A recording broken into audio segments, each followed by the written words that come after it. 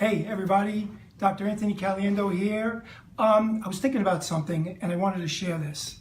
I'm going to call this blind spots, symptoms, and choices. And I'll tell you what I mean by that. So you're driving your car, you're on the expressway, and you want to keep yourself safe, right? You want to do what's best for your well-being, and you want to change lanes. So what do, right? So you look around, look to the left, look to the right.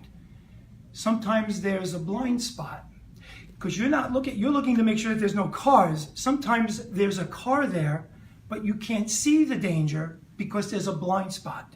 So that's what I mean when I'm talking about blind spots. We all have blind spots in our lives. One of my goals, one of my missions is to remove blind spots from people, right? Because watch what happens with the same analogy. Now you're driving the car, you go to change lanes because there's a blind spot, you don't see there's a car coming, but what does the driver do?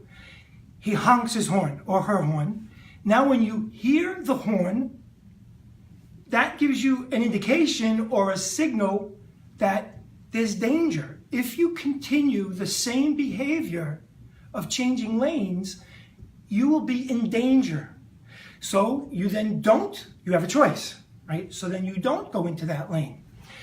The honking of the horn is what symptoms are like. We can equate symptoms to the horn being honked. It is a signal. What if we looked at symptoms differently? Let's just try this on. What if symptoms were not evil or bad luck or something that should be gotten rid of? What if symptoms were our friend? What if symptoms were part of the healing?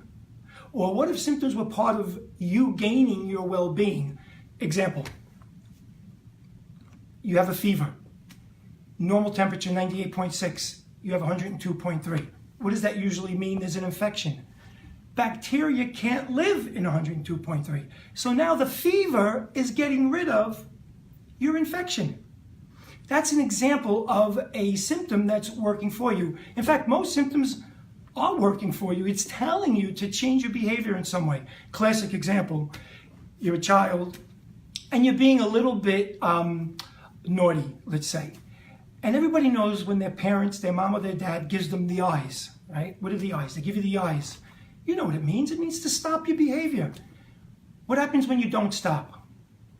Then you might get the eyes along with the right? What does that mean? That's the symptom getting a little bit louder, right? That's the call to change your behavior, but it gets a little bit louder. What happens if you don't stop your behavior then? Well, depending on your parents or your belief systems, you might get a little smack in the head or sent to your room. The punishment gets louder. Symptoms get louder as we don't listen to them. The purpose of symptoms, we can say, are to make us aware of our blind spots. Now, where do the choices come in? Because the choice now, once there's not a blind spot anymore, once you've been informed about a particular situation or something about your health or well-being or your finances or anything else for that matter, now you have a choice. You can take action on that. You can go and you can make a different choice. You can have a different behavior. Because what happens if we keep the same behavior? Turns into a smack sometimes. We have to be careful. That's what it's all about.